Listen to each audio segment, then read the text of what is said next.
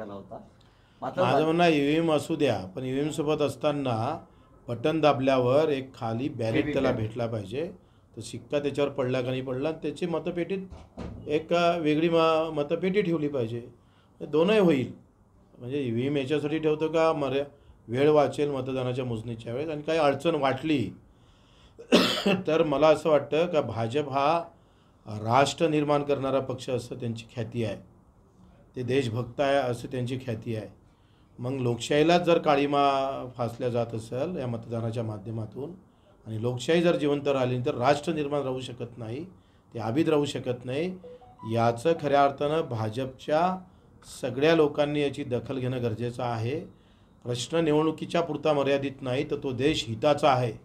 देशभक्त म्हणून प्रत्येक मतदाराला मतदान कुठं दिलं, कोणाला भेटलं, हा त्याचा मूलभूत अधिकार जर उद्या जर त्याच्यातून हिणावून घेतला गेला तर लोकांचे मतं आपल्या सगळ्यांबद्दल दूषित झाल्याशिवाय राहणार नाही।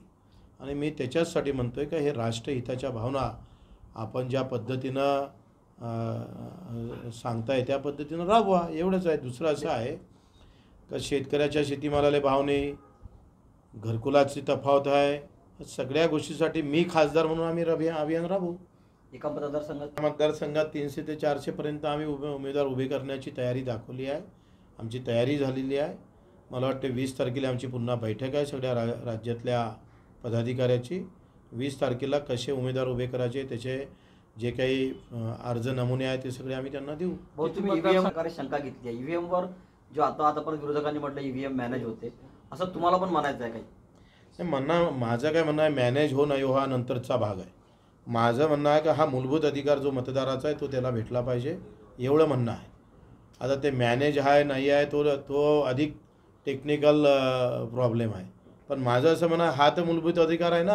माझं मत मी कोणाला मारलं, कोणाला भेटलं, मी ज्याला मारलं त्याला भेटलं का नाही भेटलं, हे तर त्याला भाले भेटलं पाहिजे ना। आणि तेच जर भेटत नसेल तर मग अर्थ काय?